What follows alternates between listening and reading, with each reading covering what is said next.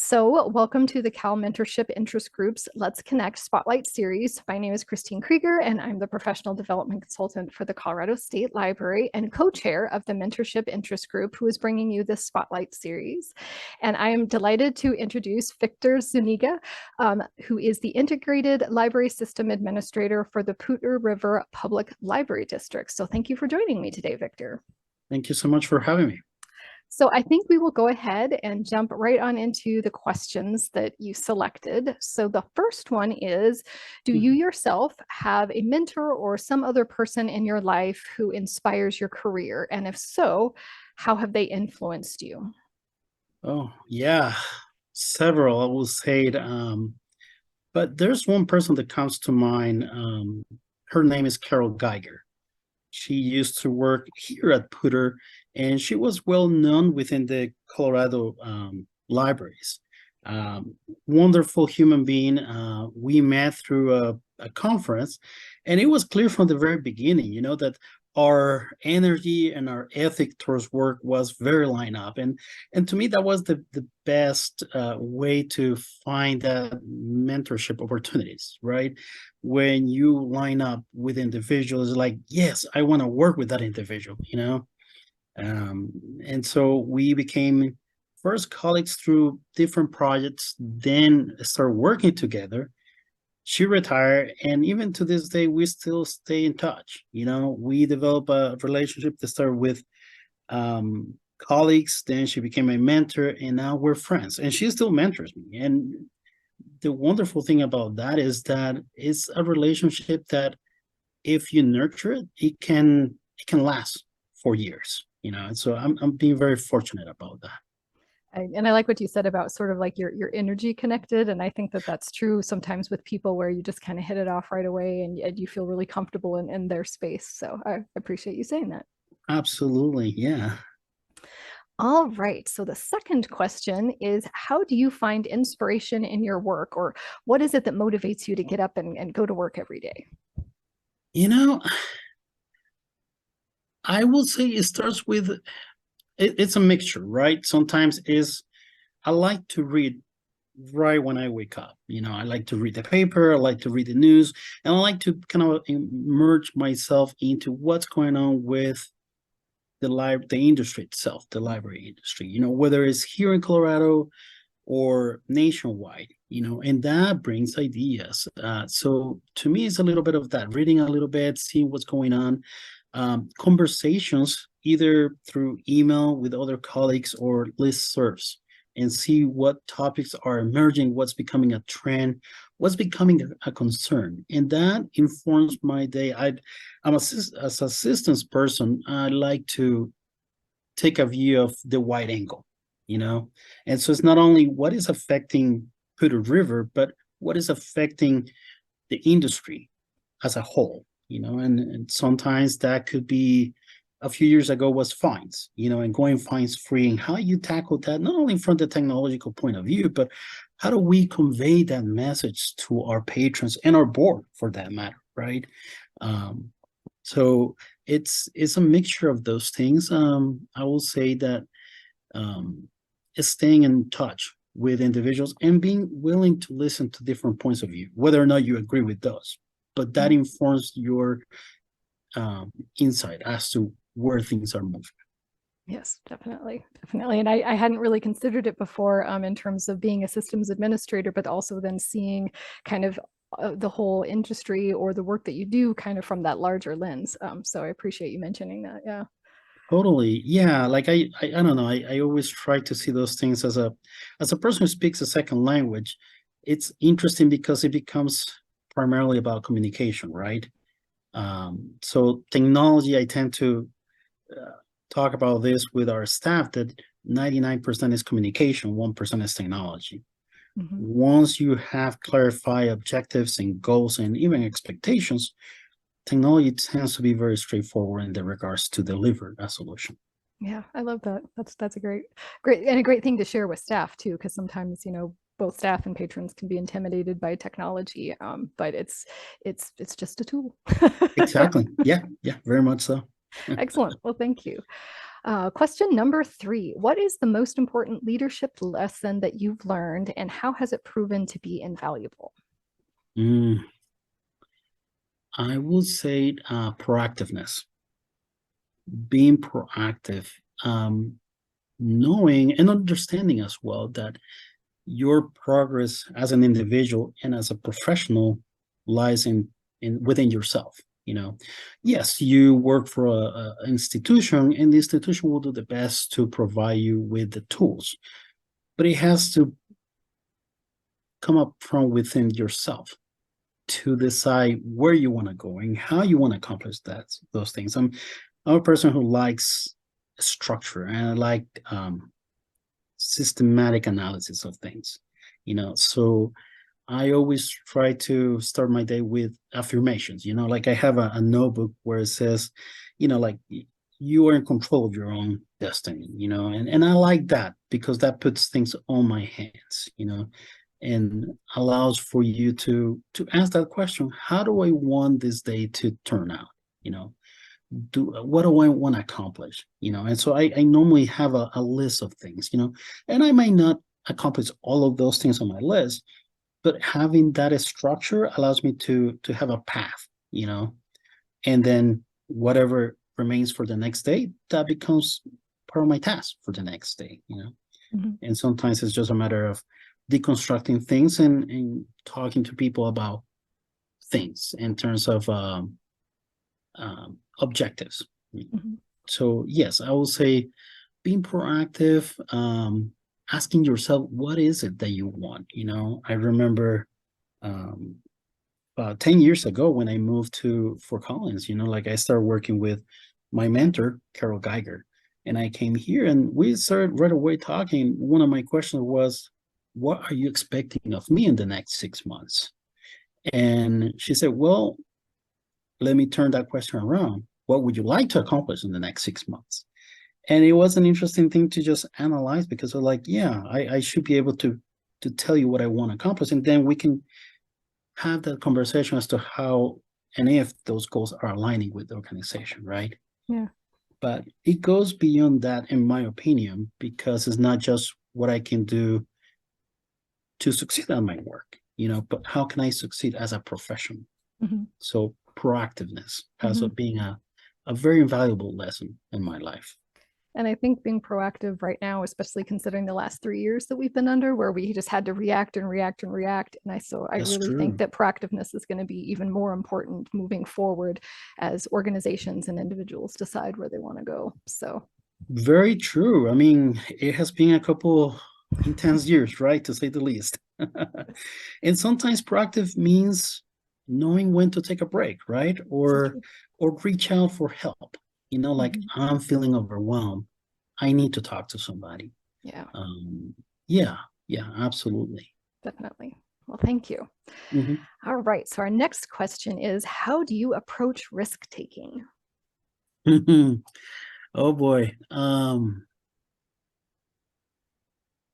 In terms of work, I will say that, again, I like to analyze things and I like to see things from a systematic point of view. So whenever we try to do something, for example, a couple of years ago, we have this major project with one of our vendors, and required to dive into a series of technologies that we hadn't tried before. They were completely new.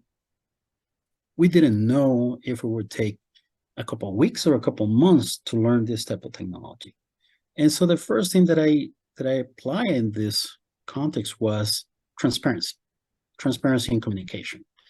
We're doing something that is new to all of us. We're gonna need time to learn, time to explore. Sure, you can define boundaries in terms of your project, but sometimes you need to give that X factor, the extra time, right, to figure out how you can accomplish that. And we came on the other side in a way that it was wonderful, because not only we tackled the project and were successful at it, but we learned new technology, not only for myself, but part of our team as well. And big part of that was the communication, being clear and transparent from one phase to the next one. Okay, we didn't know this.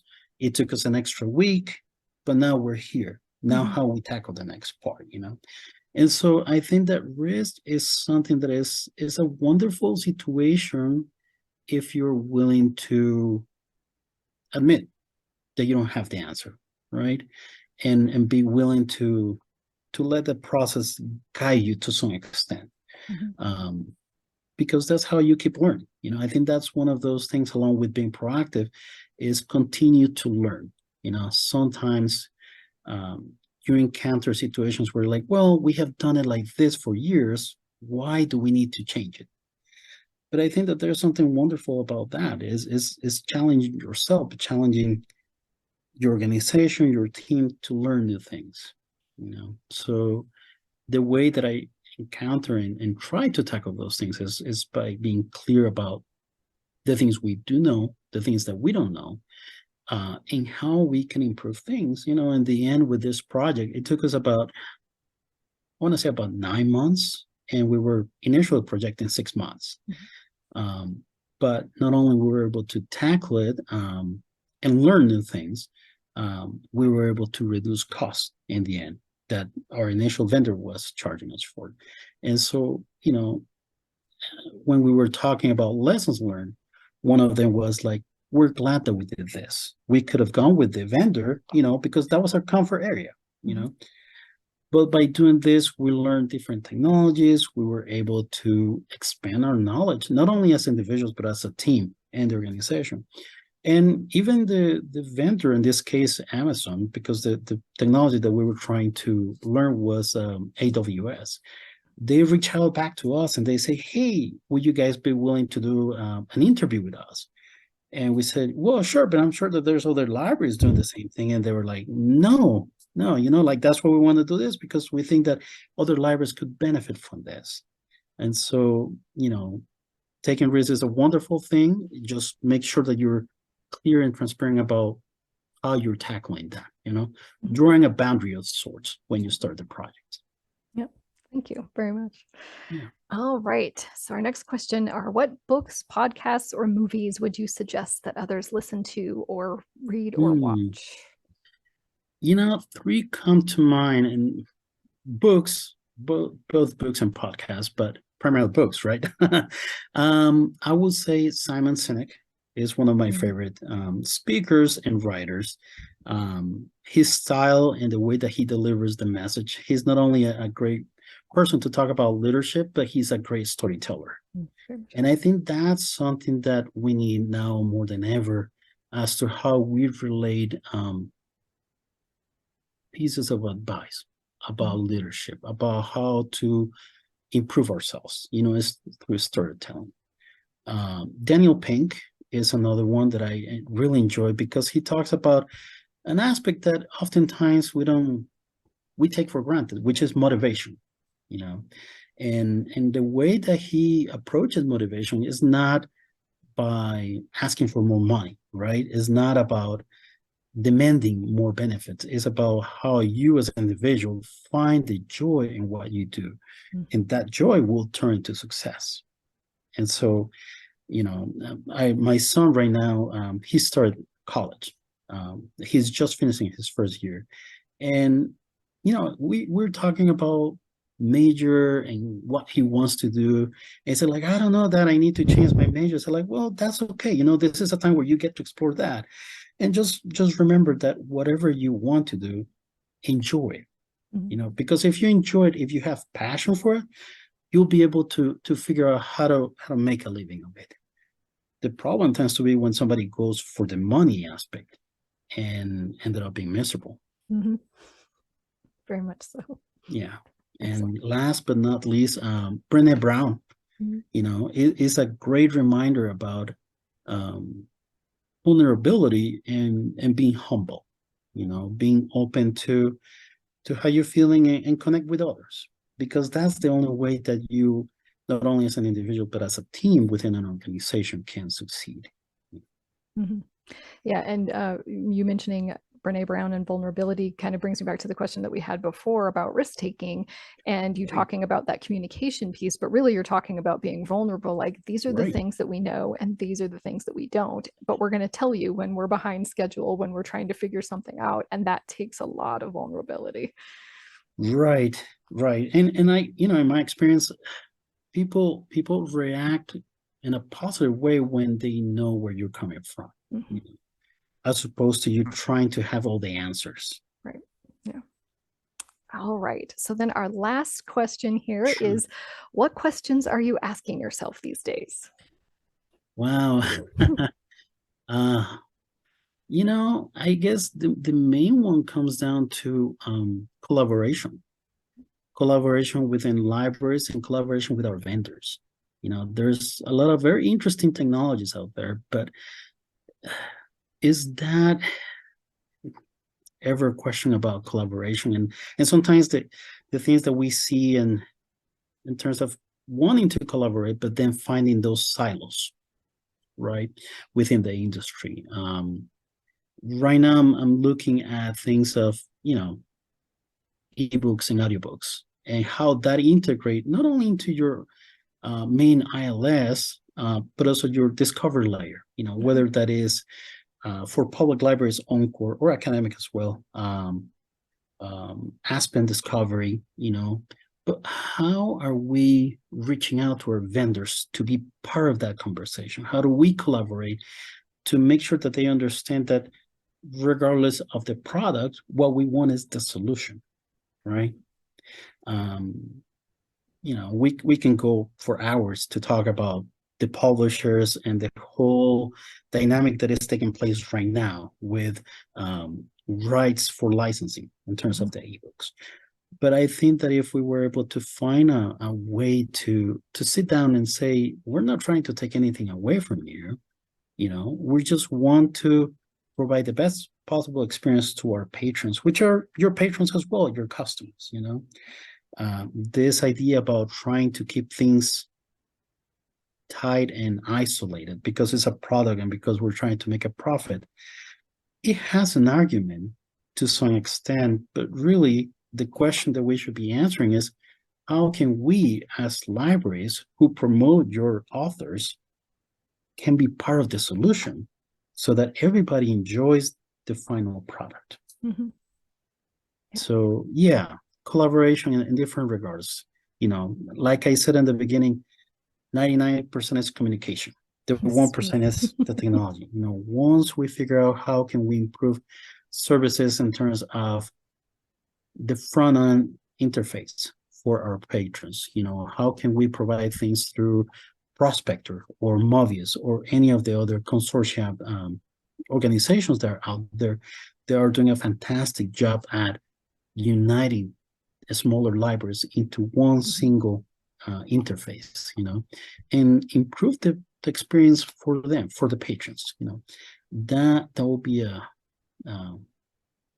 that's one of the questions that I keep asking myself. How can we improve this? How can we do that?